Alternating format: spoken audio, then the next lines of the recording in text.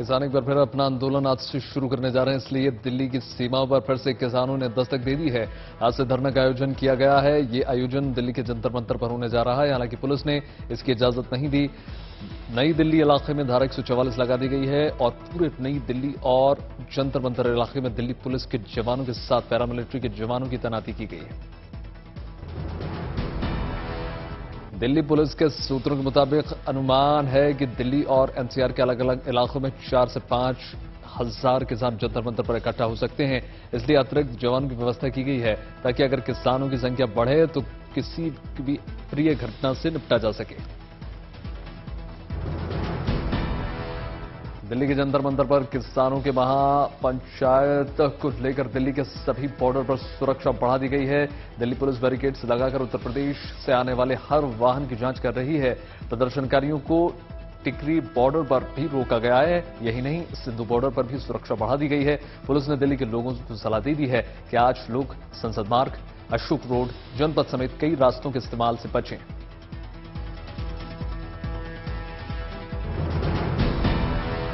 आज आम आदमी पार्टी के मुख्य संयोजक और दिल्ली के मुख्यमंत्री अरविंद केजरीवाल और दिल्ली के डिप्टी सीएम मनीष सिसोदिया गुजरात के 2 दिन के दौरे पर जा रहे हैं। दोनों अहमदाबाद में एक प्रेस कॉन्फ्रेंस करने जा रहे हैं। इसके बाद दोनों नेता हिम्मतनगर जाएंगे, जहां आयोजन टाउन हॉल कार्यक्रम में हिस्सा वो लेंगे। केजरीवाल इस कार्यक्रम में गुजरात की जनता को एक और अहम गारंटी देने जा सकते हैं, जिसका सिलसिला पिछले कुछ दिनों से लगातार जारी है। दोनों भावनगर में युवाओं के साथ रोजगार और शिक्षा पर बात करने जा रहे हैं। नई आबकारी नीति को लेकर पड़े रेड के बाद मनीष सिसोदिया का ये पहला दिल्ली से बाहर का दौरा। दिल्ली के आबकारी घोटाले में आरोपी बनाए गए मनीष सिसोदिया ने बीजेपी पर बड़ा आरोप लगा दिया। मनीष सिसोदिया ने ट्वीट करके कहा कि बीजेपी की तरफ से संदेश आया है कि आम आदमी पार्टी को तोड़कर बीजेपी में आ जाओ, ईडी और सीबीआई के केस बंद करवा देंगे। इसके बाद बीजेपी ने भी आम आदमी पार्टी और उप मुख्यमंत्री मनीष सिसोदिया पर पलटवार किया।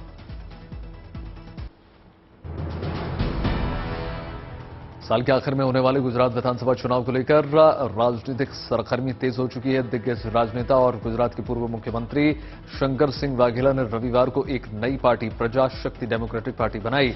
उनकी पार्टी गुजरात में आगामी विधानसभा चुनाव लड़ने जा रही है। अपनी नई राजनीतिक पार्टी शुभारंभ करने के मौके पर गुजरात के पूर्व मुख्यमंत्री शंकर सिंह वाघेला ने कहा कि बीजेपी से लोग तंग आ चुके हैं और बीजेपी राज में केवल भ्रष्टाचार है। बीजेपी, कांग्रेस, आप तीनों के मालिक हैं, एक ही हैं और जनता को मैं कहूंगा कि बीजेपी आपको टेकन फॉर ग्रांटेड ले रही है। उन्होंने गुजरात के लोगों से अपील करते हुए कहा कि आपके पास विकल्प है और वो हमारी पार्टी जो आपके परिवार को मुफ्त शिक्षा देगी उसका समर्थन करें।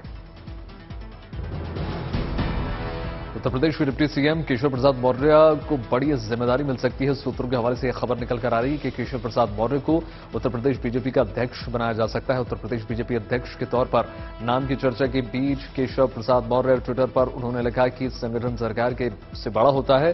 केशव मौर्य पहले ही उत्तर प्रदेश बीजेपी के अध्यक्ष पद की जिम्मेदारी संभाल चुके हैं। उनकी अध्यक्षता में ही 2017 में विधानसभा चुनाव लड़ा गया था, जिसमें बीजेपी को प्रचंड जीत मिली थी। मध्य प्रदेश साल होने वाले विधानसभा चुनाव से पहले हलचल इसमें लगातार देखी जा रही है। इस बीच कांग्रेस नेता आनंद शर्मा ने हिमाचल विधानसभा चुनाव के लिए गठित संचालक समिति के अध्यक्ष पद से इस्तीफा दे दिया है। उन्होंने पार्टी के अंतरिम अध्यक्ष सोनिया गांधी को पत्र लिखकर इस बात की जानकारी दी। साथ ही उन्होंने ये भी कह दिया कि वो कांग्रेस उम्मीदवारों के लिए प्रचार में शामिल होंगे। आनंद शर्मा ने सोनिया गांधी को लिखे पत्र में कह दिया कि उनका स्वाभिमान नॉन नेगोशिएबल है, वो अपने पद से इस्तीफा दे रहे हैं।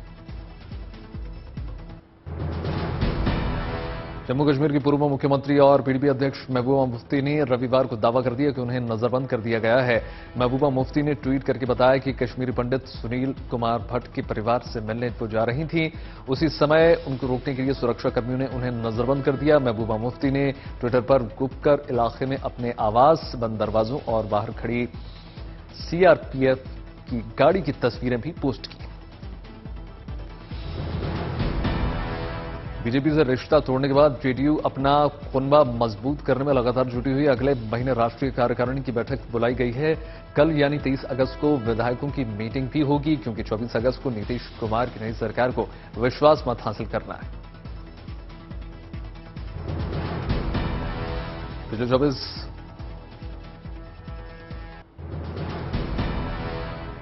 पिछले 24 घंटे से ऋषिकेश गंगोत्री राष्ट्रीय राजमार्ग NH 94 बंद है। दरअसल नरेंद्र नगर के पास भारी भूस्खलन से यातायात अव्यवस्थित हो चुका है।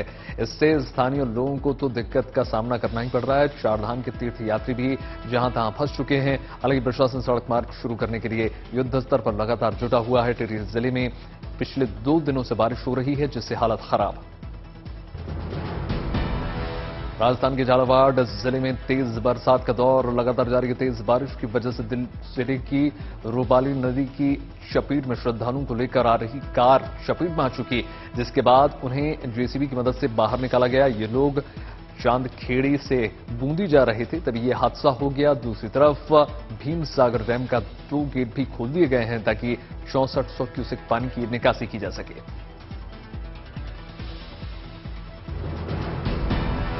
राजस्थान के भरतपुर में एक बड़ी घटना टल गई जब गोवर्धनडा ट्रेन कैनाल के ऊपर से जा रहा पुल अचानक से धंस गया। नहर के ऊपर से जा रहा ये पुल गांव का मुख्य रास्ता था, लेकिन अब पुल के गिरने के बाद ये रास्ता भी बंद हो चुका है। ग्रामीणों की माने तो कई बार स्थानीय अधिकारियों और विभाग को सूचित किया गया था, लेकिन कोई एक्शन नहीं लिया गया, इसलिए पुल गिर गया। राजस्थान के बारां जिले में हो रही मूसलाधार बारिश से जनजीवन अस्त व्यस्त हो चुका है। बारां, जलवाड़ा, छबड़ा, गुना समेत 1 दर्जन मार्ग बंद हो चुके हैं। कई जगह पर निचले इलाकों में पानी भर चुका है। बस्ती बाजार, दुकानों और सरकारी भवनों में पानी घुस चुका है। जिले के किशनगंज इलाके में कई जगहों पर 2-2 फुट भी पानी भर चुका है। मौसम विभाग ने मध्य प्रदेश के 39 जिलों में भारी बारिश का अलर्ट जारी कर दिया है। भोपाल, उज्जैन, जबलपुर, रतलाम, नीमच और मंदसौर में भारी बारिश की संभावना जताई जा रही है, जबकि 12 जिलों में मध्यम बारिश होने की उम्मीद है। उनमें इंदौर, ग्वालियर, धार और खरगोन जिले शामिल हैं। नर्मदापुर जिले में लगातार भारी बारिश का दौर लगातार जारी है। भारी बारिश से आम लोगों को जीवन का काफी दिक्कतों का सामना करना पड़ा। भारी बारिश को देखते हुए जिले के सभी स्कूलों में आज छुट्टी का ऐलान कर दिया गया है। मध्य प्रदेश के छतरपुर जिले और उसके आसपास के इलाकों में पिछले कई घंटों से लगातार हो रही बारिश से नदी नाले उफान पर नजर आ रहे हैं।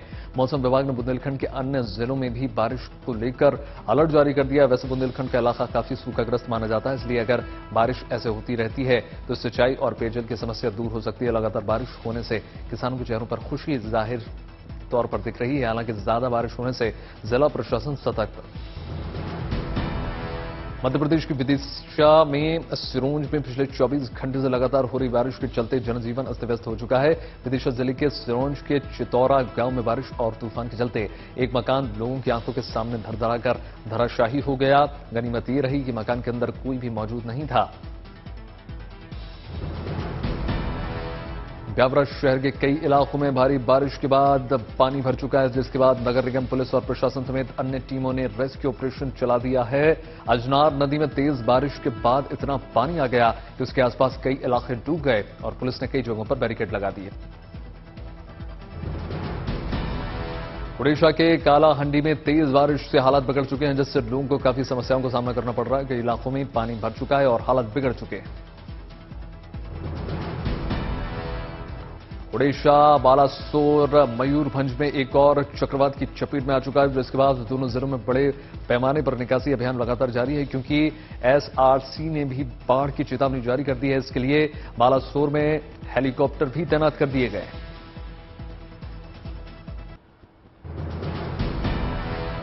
प्रयागराज की लेटी हनुमान जी का अभिषेक करने खुद मां गंगा मंदिर तक पहुंच चुकी हैं। यह मान्यता है कि जिस साल गंगा का पानी मंदिर में हनुमान जी का अभिषेक कर देता है, उस साल देश, प्रदेश और शहर में कोई आपदा नहीं आती। इस अद्भुत संयोग को सुख और शांति का प्रतीक माना जाता है।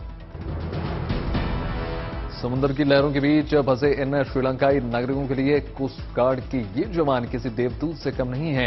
ये श्रीलंकाई नागरिक 3 दिन से एक छोटे से टापू पर फंसे हुए थे। कोस्ट गार्ड को जैसे ही इसकी जानकारी मिली, एक टीम वहां पहुंच गई और 8 लोगों का रेस्क्यू करके तमिलनाडु के रामेश्वरम ले गए।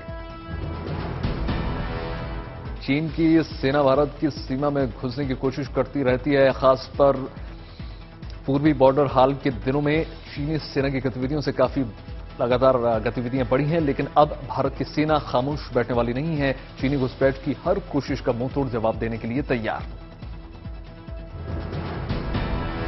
आईटीबीपी ने देश की रक्षा को ध्यान में रखकर रिले लॉन्ग रेंज पेट्रोलिंग की पहल कर दी है, जिसे अमृत का नाम दिया गया है। आईटीबीपी ने अपनी यात्रा का एक वीडियो भी जारी कर दिया, जो कि उत्तराखंड के उत्तराकाशी का है। ये अमृत रिले का अगस्त से शुरू हुआ और 75 दिन में यात्रा पूरी करने के बाद 14 अक्टूबर को इस अभियान को पूरा करेगा। भारत और जिम्बाब्वे के बीच वनडे सीरीज का तीसरा मुकाबला आज खेला जाना है। क्रिकेट ग्राउंड पर दोनों टीम्स आमने सामने होने जा रही है। मुकाबला दोपहर 12:45 पर शुरू होगा। 3 मैचों की श्रृंखला में इंडिया शुरुआती दोनों मैचों में अपने नाम ये सीरीज कर चुकी है। अब आखिरी मैच पर नजर।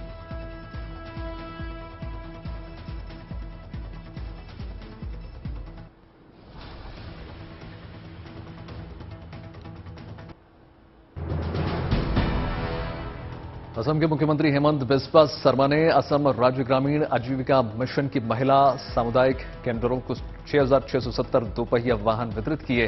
सखी एक्सप्रेस योजना के तहत दोपहिया वाहनों का वितरण कार्यक्रम गुवाहाटी के श्रीमंत सरकार देवा इंटरनेशनल ऑडिटोरियम में आयोजित किया गया। ये तस्वीरें चंडीगढ़ की हैं, जहां पुनीत सागर अभियान की शुरुआत की गई है। सुखना लेक पर एनसीसी कैडेट्स के साथ सांसद किरण खेर ने पुनीत सागर अभियान का शुभारंभ किया। इस अभियान के तहत एनसीसी कैडेट्स चंडीगढ़ समेत पंजाब, हरियाणा और हिमाचल प्रदेश के जल स्रोतों की सफाई करते हुए नजर आए। चेन्नई में इन दिनों चेन्नई डे की धूम बड़ी संख्या में देखी जा रही है। बड़ी संख्या में लोग अपने परिवार और दोस्तों के साथ मेला देखने वहां पहुंच रहे हैं। बीच रोड के दोनों ओर 50 से ज्यादा स्टॉल लगाए गए हैं। बच्चों के लिए झूले और वाटर स्पोर्ट्स की खास व्यवस्था। मिठास और खास स्वाद के लिए दुनिया भर में मशहूर कश्मीर के सेब की इस बार बम्पर पैदावार हुई है और ये मुमकिन हो पाया है किसानों की मेहनत के बलबूते, जिन्होंने सेब के छोटे से बाग में तरह तरह के सेब उगाकर सबको हैरान कर दिया। नोएडा के सेक्टर 126 के JP wish town society security guard के साथ गाली गलौज और मारपीट करने के मामले में आरोपी महिला भव्या को गिरफ्तार कर लिया गया है। गिरफ्तारी के बाद आरोपी भव्या को कोर्ट में पेश किया गया।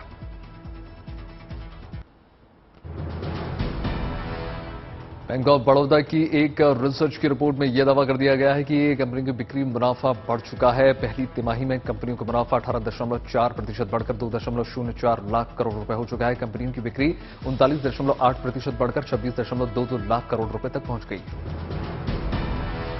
कम बारिश से खरीफ की फसल की बुवाई का रकबा घटने की खबर निकलकर सामने आई, जिसकी वजह से धान और दाल की बुवाई का एक एरिया घट गया है। पिछले साल के मुकाबले 25.52 लाख हेक्टेयर कम हुई खरीफ की फसल।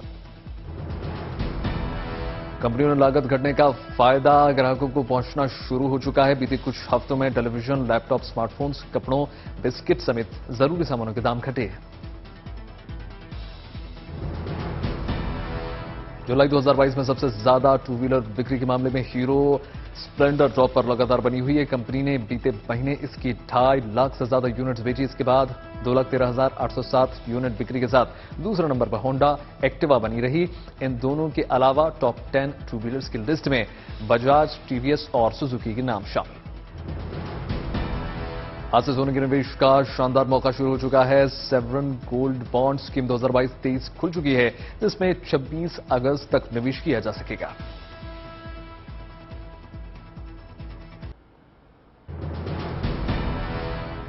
पाकिस्तान में एक बड़े सियासी घटनाक्रम में पूर्व प्रधानमंत्री इमरान खान के खिलाफ आतंकवाद निरोधी कानून के तहत केस दर्ज कर दिया गया है। इमरान खान के खिलाफ 780A के तहत एफआईआर दर्ज की गई है। बेहद गंभीर धारा, इसलिए इस मामले में कभी भी इमरान की गिरफ्तारी हो सकती है। इससे पहले एक बयान में इमरान खान कुछ पुलिस अधिकारियों और जजों को धमकी देते हुए नजर आए थे। इसी बयान पर विवाद हुआ। इमरान खान टेलीविजन पर अपने भाषण के लाइव प्रसारण को रोक लगा दिए जाने से खफा थे। पाकिस्तान में टेलीविजन चैनलों पर नजर रखने के लिए बनी सरकारी संस्था ने उनके लाइव भाषणों पर रोक का आदेश दिया। पीटीआई के सीनियर नेता फवाद चौधरी ने बताया कि इमरान के आवास पर कार्यकर्ताओं के पहुंचने के लिए बसें लगाई गई हैं। पीटीआई के कार्यकर्ता इमरान खान के समर्थन के लिए बनी गाला पहुंच रहे हैं। पीटीआई ने अपने कार्यकर्ताओं से अपील भी की कि वो बनी गाला पहुंचे। रूस के राष्ट्रपति पुतिन ने राइट हैंड कहे जाने वाले अलेक्जेंडर की बेटी की बम धमाके में मौत हो गई। अलेक्जेंडर की बेटी एक लैंड क्रूजर कार में सवार थी, उन्हें बम से उड़ा दिया गया। ब्रिटेन के सबसे बड़े कंटेनर पोर्ट फेलिस्टो पर श्रमिकों की हड़ताल लगातार शुरू हो चुकी है, जो 8 दिनों तक चलेगी। करीब 1900 कर्मचारी वेतन में बढ़ोतरी की मांग को लेकर हड़ताल पर बैठे हुए हैं। कर्मचारियों का यह कहना है कि महंगाई बढ़ने से उनका गुजारा मुश्किल हो चुका है।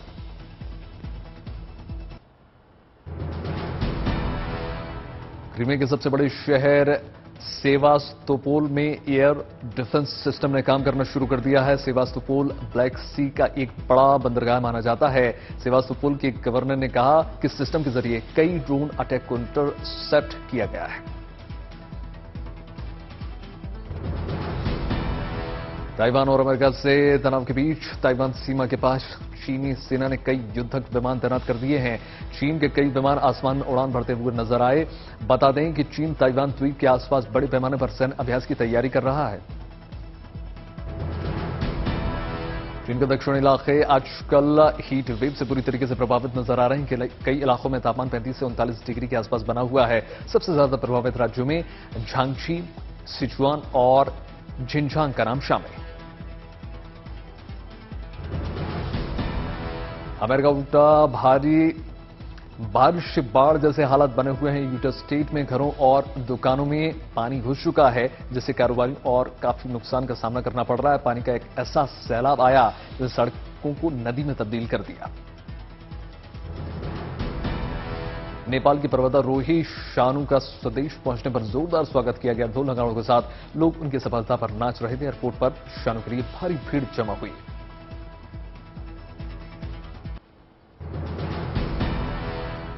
केंद्रीय गृह मंत्री अमित शाह ने हैदराबाद में दक्षिण फिल्मों के सुपरस्टार जूनियर एनटीआर से मुलाकात की और उनकी फिल्म को योगदान को सराहा।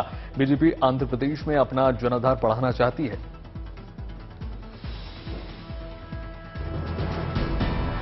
सलमान खान का एक वीडियो सोशल मीडिया पर काफी वायरल हुआ है। इस वीडियो में सलमान खान के पिता सलीम खान अपने नाती आहिल के लिए घोड़ा बनकर फर्श पर चलते हुए नजर आ रहे हैं। अल्लू अर्जुन और रश्मिका मंदाना की फिल्म पुष्पा एक बार फिर दर्शकों के बीच धूम मचाने के लिए तैयार है। पुष्पा के सीक्वल से जुड़ी एक बड़ी खबर भी निकलकर सामने आई है।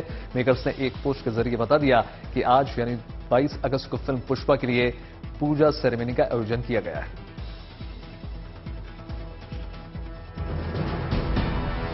कॉमेडियन कपिल शर्मा हाल ही में बेटी फैशन शो में पहुंचे थे, जिसका वीडियो सामने निकल कर आया। इस फैशन शो में कपिल का अंदाज काफी जुदा और मजाकिया नजर आया। खुशी भरे अंदाज में कपिल शर्मा ने रैंप वॉक करके एंट्री ली और फिर लोगों के सामने आकर ऐसी हरकतें करने लगे जिससे सब हंसने पर मजबूर हो गए।